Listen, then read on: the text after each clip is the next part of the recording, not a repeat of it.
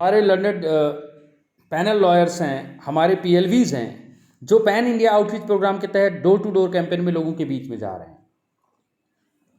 उनको एक प्रॉब्लम आती है कि सर गारंटी नहीं लिखा होता, जो मिठाई वाले हैं वो बिल भी नहीं काट रहे, कैश मेमो नहीं, आपने बिल या कैश मेमो या इनवॉइस ज़रूर लेना है, उसमें चाहे गारंटी लिखा हो या ना लिखा हो। मैं आपको बता दूं, सेल ऑफ गुड्स एक्ट की तरह यहाँ पर भी सेक्शन 26 के 4th क्लॉज में लिख दिया गया है, कोई भी बिल, कैश या इनवॉइस जिसमें गारंटी नहीं भी लिखा हो, फिर भी ये माना जाएगा कि आपने गारंटी दी है। और गारंटी के अगेंस्ट अगर वो चीज़ नहीं चलती, 6 दिन में खजूर खराब हो जाता है, 2 दिन में दही खराब हो जाता है, दूध से बदबू आती है, तो याद रखना ये दंडनीय अपराध है। दंड छोटा मोटा नहीं है। अगर एक छोटे से गोलगप्पे की दुकान वाले को भी 25,000 है तो डेथ होने पर 10 लाख तक का दंड है। झूठे इन्फॉर्मेशन पर 2 लाख, यानी 2 लाख, 3 लाख, 5 लाख, 10 लाख, इस तरह के दंड के प्रावधान इसमें रखे गए हैं। सबसे कम दंड एक मोमो वाले के लिए और एक गुलाब जामुन या मुफ्त का छबील लगाने के लिए, वहाँ पर भी आप 25,000 से नीचे दंड नहीं देखेंगे। कानून के हाथ बहुत लंबे हैं। कहते हैं इस देश में तो चूहे का जहर भी असली नहीं मिलता, और चूहा नहीं मरता तो इंसान क्या मरेगा। लेकिन सेक्शन 27 ऐसा नहीं कहता। अगर आप सेलर हैं, यानी कि सीधे जहाँ से आपने सामान खरीदा, उनको तो दंड देना ही देना है। वो ये नहीं बोल सकते कि मैंने तो उससे लिया, मेरे को तो पता ही नहीं था, मैंने तो अपना पूरा दिमाग लगाया, मैन्युफैक्चरर का नाम मेरे को पता ही नहीं है। नहीं नहीं नहीं, आप इस तरह की चीज़ नहीं ले सकते। हम अदानी का प्रोडक्ट है मान लो, या अंबानी का, या हल्दीराम का, या कोई बहुत बड़ी इंडस्ट्रीज का, यानी मैन्युफैक्चरर हो या पैकर हो या होल सेलर हो या डिस्ट्रीब्यूटर हो या सेलर हो, जितने भी बिजनेस की कड़ियां हैं उन सबको कानून के लंबे हाथ पकड़ लेते हैं। सेक्शन 27 में सबकी लायबिलिटी फिक्स की गई है। आम आदमी को सीधे जिम्मेवारी होती है सेलर, मतलब सेलर के पास तो आम आदमी सेक्शन 40 में उसको खुद उससे बिल लेके उसको जेल में पहुंचा सकता है अगर वो गलत चीज़ बेचता है। पावर बहुत सारे हैं। सिविल जजेस इसमें कोई इंटरफेयर नहीं करते, कोई स्टे नहीं देते। किसी भी दुकानदार को सिविल जज से स्टे नहीं मिलेगा, क्योंकि यहाँ पर कमिश्नर को पूरी पावर है कि वो अगर कोई कंप्लाई नहीं करता है इस एक्ट में, बिना लाइसेंस के चीज़ें करता है, इंटरनेशनल स्टैंडर्ड फॉलो नहीं करता, वो सारी चीज़ें रिकॉल, आपने 10 लाख का माल उठाया वो भी सारा रिकॉल कर लिया जाता है और उसको डिस्ट्रॉय कर दिया जाता है। ये बात सेक्शन 28 में है, फूड रिकॉल की पावर। अब आते हैं कि ये जो पांडव है फसाई, फूड सेफ्टी स्टैंडर्ड अथॉरिटी, और उसका चीफ एग्जीक्यूटिव ऑफिसर हमारे सारथी यानी कृष्ण भगवान, तो सेना कौन है, इन्फोर्स कौन करेगा, अथॉरिटी कौन रिस्पॉन्सिबल है, तो ये सेना की बात सेक्शन 29 इस एक्ट का करता है। और उसमें साफ लिखा गया है कि बेसिकली इस एक्ट में एक अभिमन्यु भी है फूड सेफ्टी ऑफिसर के रूप में, और डेजिग्नेटेड ऑफिसर के रूप में हमारे पास एसडीएम भी हैं जो अर्जुन हैं। तो क्योंकि सबसे नीचे अभिमन्यु है और उनसे ऊपर आप देख सकते हो अर्जुन है, ठीक है। तो इस तरह अलग अलग हम देखते हैं कि समझने के लिए है ये सारी चीज़ें, क्योंकि एक महाभारत चला हुआ, एक जंग चला हुआ, एक हम कह सकते हैं एक वॉर है, और ये वॉर है हमारी जनरेशन को बचाने के लिए, ताकि वो माल नरिश ना हो जाए, ठीक है। सबसे टॉप पे आपका कमिश्नर है, कमिश्नर से नीचे आपका डेजिग्नेटेड ऑफिसर, और designated officer food safety officer. लेकिन कमिश्नर भी अकाउंटेबल है सीईओ के लिए, और सीईओ भी जो अकाउंटेबल है वो है फूड सेफ्टी स्टैंडर्ड अथॉरिटी, यानी पांडव। तो पांडव हो गए आपके FSSA food safety standard authority, और उसके नीचे फिर आपके हो गए सीईओ चीफ एग्जीक्यूटिव ऑफिसर, फिर कमिश्नर, फिर डेजिग्नेटेड ऑफिसर, और सबसे नीचे food safety officer. Designated officer आपको मालूम है कि एसडीएम रैंक के हमारे ऑफिसर होते हैं। फूड सेफ्टी ऑफिसर का जितना भी जो पावर है और जो उसका क्वालिफिकेशन है वो सरकार तय करती है। लेकिन मैं आपको ये बता देना चाहता हूँ, बिना लाइसेंस के कुछ चीज़ चलाओगे सेक्शन 31 में आप दंड पाओगे। अगर आपकी चीज़ कुछ गलत है उसको इम्प्रूव करने के लिए पहले आपको नोटिस दिया जाएगा, और रोकना है अगर आपको जिससे हेल्थ रिस्क है तो आपको प्रोहिबिशन ऑर्डर से रोका भी जा सकता है। तो इम्प्रूवमेंट ऑर्डर 32 में है, तो प्रोहिबिशन ऑर्डर 33 में। और अगर बिल्कुल ही रिस्क है, इमरजेंसी वाली सिचुएशन है, तो इमरजेंसी प्रोहिबिशन नोटिस द्वारा मैगी से लेकर कोई भी चीज़, शक्ति भोग का आटा या कोई भी चीज़ जो मार्केट में नकली हो, तो उन सब चीज़ों को सेक्शन 34 में वापस लिया जा सकता है।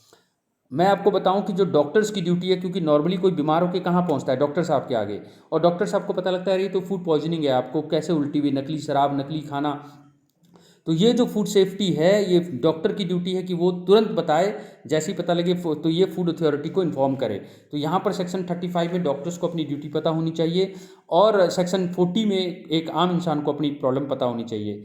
डेजिग्नेटेड ऑफिसर मैंने आपको बताया कि जो हमारे कमिश्नर हैं वो डेजिग्नेटेड ऑफिसर को डायरेक्शन देते हैं, ठीक है, कि आप इस इलाके के पूरे एक्ट में जो है वो फूड सेफ्टी ऑफिसर ही पुलिस की तरह काम करते हैं सेक्शन 37 में। और ये कोई भी सैंपल ले सकते हैं, सीज कर सकते हैं, मिठाई ले सकते हैं, कस्टडी में रख सकते हैं, ठीक है। और फिर जैसे ही ऑर्डर आएगा कमिश्नर साहब का, ये डिस्ट्रॉय भी कर सकते हैं, फोरफिट कर सकते हैं। लेकिन अगर ये खुद करप्ट हो जाएं या गलत तरीके से आपको फंसाए तो 1 लाख रुपए तक का दंड सेक्शन 39 में फूड सेफ्टी ऑफिसर के ऊपर भी है।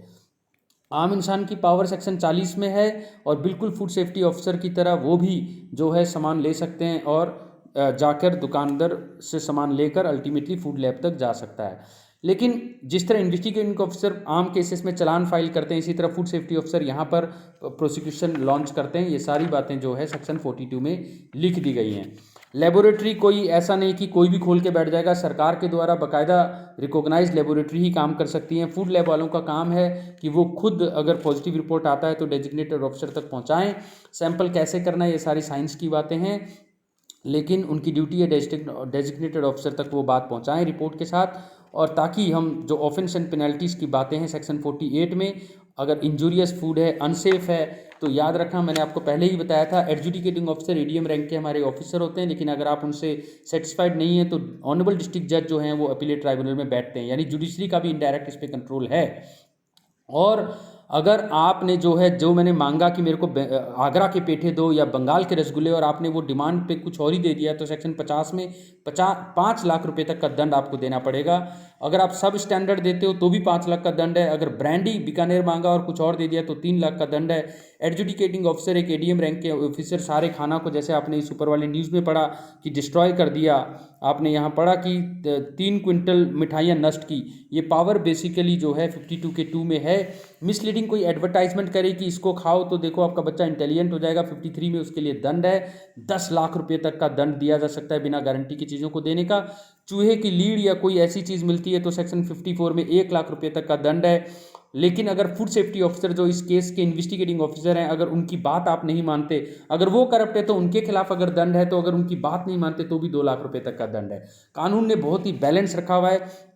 अब आपके आता है कि सर हम खाना तो ठीक है लेकिन बड़े अनहाइजीनिक तरीके से पाँव से आटा गूंद रहे हैं और आपको दिखता है हाथ धोते नहीं हैं, और कोरोना में तो मतलब थूक रहे हैं, उसमें छींक रहे हैं, उसमें अनहाइजीनिक या अनसैनिटरी प्रोसेस से खाना बनाना सेक्शन 56 में 1 लाख रुपए तक का दंड है। कोई एडल्ट्रेंट मिला के खाना बनाना सेक्शन 57 में, तो ये भी दंडनीय अपराध है, 10 लाख रुपए तक का दंड है।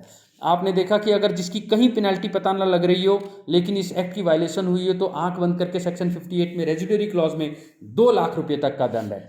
अनसेफ फूड जो इंसान नहीं खा सकता 1 लाख तक का दंड, नॉन ग्रीवियस इंजरी हो जाए 3 लाख तक का, ग्रीवियस इंजरी हो जाए 5 लाख का, और बंदा मर जाए तो 10 लाख रुपए तक का। ये सेक्शन 59 में स्लैब बनाए हुए हैं।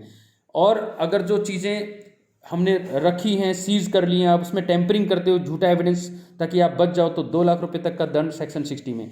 मगर आपको नाम खराब करने के लिए कोई झूठा इन्फॉर्मेशन दे तो 2 लाख तक का दंड उस इंसान के खिलाफ भी। तो ये दुकानदार के लिए भी एक बैलेंस है कि वो भी प्रोटेक्टेड है। सेक्शन 61 में फॉल्स इन्फॉर्मेशन के लिए 2 लाख रुपए तक का दंड। कोई फूड सेफ्टी ऑफिसर बनकर, नकली ऑफिसर बनकर आपकी दुकान में घुस जाता है तो 3 महीने तक का जेल और 1 लाख रुपए तक का दंड। बिना लाइसेंस के अगर आप बिजनेस चला रहे हैं, जैसे यहाँ लिखा हुआ है बिना लाइसेंस के, तो ये सेक्शन 63 में 5 लाख रुपए तक का दंड। आप सुधर ही नहीं रहे, एक बार होता है, फिर आप सुधर नहीं रहे, फिर दूसरी बार, तो आपका लाइसेंस कैंसिल कर दिया जाएगा और हर कंटिन्यूइंग ऑफेंस में 1 लाख रुपया आपको फर्दर हर डेली बेसिस पे, एक दिन कल बंद किया और आप फिर चला रहे हो 1 लाख रुपया देना पड़ेगा। कंज्यूमर के डेथ या उस पर 5 लाख, 3 लाख, 1 लाख, यानी कि डेथ पर 5 लाख, ये कब होगा?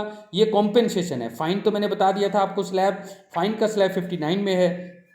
कॉम्पेंसेशन अलग से है, victim compensation. Himachal Pradesh victim compensation scheme के ऊपर आपने हमारे वीडियो सुने होंगे, मगर वहाँ जाने की जरूरत नहीं। यहाँ पर भी आपको डेथ पर 5 लाख, ग्रीवियस इंजरी में 3 लाख और नॉर्मल इंजरी में 1 लाख। अगर आपको कोई भी मिठाई खा के पेट में दर्द हुआ तो आपको याद रखना 1 लाख रुपए तक का कॉम्पेंसेशन का हक है। 65 को ध्यान से सुने, कोई भी मिठाई या दही पीकर, दूध पीकर आपके पेट में दर्द भी होता है तो 1 लाख रुपये तक का कॉम्पेंसेशन आपको है कंज्यूमर को।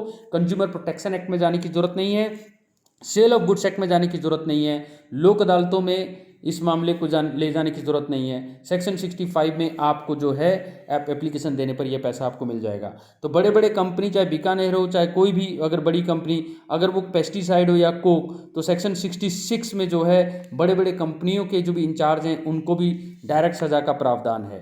और पेनल्टीज़ के अलावा सेक्शन 67 ये कहता है अगर आप इंपोर्ट करते हैं तो फिर याद रखना foreign trade development regulation, custom act, ये सारे जो कानून हैं उसमें भी आपकी चीज़ों को डिस्ट्रॉय कर दिया जाएगा, रिटर्न कर दिया जाएगा। अगर दूसरे देश से यहाँ नकली चीज़ें आ गई हैं तो उसको वापस कर दिया जाएगा या रिटर्न, और पेनल्टी भी लगेगी। एडजुडिकेशन के लिए मैंने आपको बताया था हमारे एडीएम साहब होते हैं यानी एडिशनल डिस्ट्रिक्ट मजिस्ट्रेट साहब, उनके पास बाकायदा पूरे सिविल जज की पावर होती है। और यहाँ पर आपको लगेगा कि जुडिशरी का कंट्रोल खत्म हो गया, ऐसा नहीं है। अगर आप इससे खुश नहीं है तो सेफ्टी ट्राइब्यूनल में, फूड सेफ्टी अपीलेट ट्राइब्यूनल में आप अपील करें। वहाँ पर हमारे लर्नेड डिस्ट्रिक्ट जज जो रिटायर्ड हैं या प्रेजेंटली अभी सर्विंग है सेक्शन 70 में, वही उनके खिलाफ सुनते हैं। कंपाउंड भी किया जा सकता है, लेकिन जहाँ पर जेल का प्रावधान है उस मैटर को आप कंपाउंड नहीं कर सकते, ये बात सेक्शन 69 बोलता है। ट्राइब्यूनल की पावर बिल्कुल सीपीसी से गाइड होगी, सेक्शन 70-71 से ये बात क्लियर होती है। और सिविल कोर्ट कोई भी स्टे नहीं देंगे ताकि केस समरी तरीके से खत्म हो, ये बात 72-73 से क्लियर होती है। केस तेजी से चले, स्पेशल कोर्ट पब्लिक प्रोसिक्यूटर सरकार की जिम्मेवारी है देने, 74 में ये बात लिखी गई है। और अगर आपकी जुरिस्डिक्शन नहीं है तो आप रेगुलर कोर्ट को भेज दो, सेक्शन 75 में ये बात लिखी है। और फाइनल अपील आपको पता है ऑनरेबल हाई कोर्ट के पास सेक्शन 76 में जाया जा सकता है। लेकिन कोई भी मिठाई इस तरह नकली चीज़ें हैं तो 1 साल के अंदर तक ही उसकी लिमिट है प्रोसिक्यूशन की, तो टाइम लिमिट का भी ध्यान रखें। कौन से आप बेमतलब के डिफेंस नहीं ले सकते और कौन से बाकायदा ले सकते हो, ये बातें भी इसमें लिखी हैं ताकि कोई बेमतलब की बहानेबाजी ना आए। सेक्शन 80 ने इसको भी सिक्योर किया है। मजिस्ट्रेट नॉर्मली वैसे 3 साल से ज़्यादा सज़ा नहीं दे सकते, लेकिन इस कानून में 6 साल तक सज़ा दे सकते हैं, सेक्शन 79 में ये लिखा गया है। और कोई भी कानून तब तक सक्सेसफुल नहीं होता जब तक सरकार के पास बजट ना हो, तो सेक्शन 81 में उसका भी प्रावधान रखा गया है। लेकिन अगर आप गुड फेथ में काम कर रहे हो, किसी का नकली, जैसे ये मान लो इन्होंने डिस्ट्रॉय कर दिया 3 क्विंटल, अच्छी नीयत थी, तो कोई मुआवजा इनके ऊपर नहीं बनता, कोई सिविल जज केस एंटरटेन नहीं करेंगे। फूड सेफ्टी ऑफिसर हो या डेजिग्नेटेड ऑफिसर हो, अभिमन्यु हो या अर्जुन इस कानून का, या पांडव हो या कृष्णा भगवान, वो सारे प्रोटेक्टेड हैं, ये बात सेक्शन 88 में लिख दिया गया है। तो आपने देखा 2 वीडियो में आपने एक बेहतरीन कानून जो दिवाली में, रमज़ान हो या ईद हो या हमारा ईद उल फितर हो या बकर ईद हो या दशहरा हो या नवरात्रे हो या गुड फ्राइडे हो या ईस्टर, हर धर्म के लोगों की ये ड्यूटी बनती है कि वो इन सेकुलर लॉज की रिस्पेक्ट करें और लोगों के जान माल के साथ कोई भी खिलवाड़ ना करें। धर्म में इस सौहार्दपूर्ण वातावरण में अपनी ईमानदारी के हिस्से करें, अपने हिस्से की ईमानदारी करें और लोगों के स्वास्थ्य के साथ खेल ना करते हुए अच्छे मेवा, अच्छे जलेबी, अच्छे पकोड़े और अच्छी चाय, अच्छे दूध बनाएं, भारत को विश्व गुरु बनाएं। जय हिंद, जय हिमालय।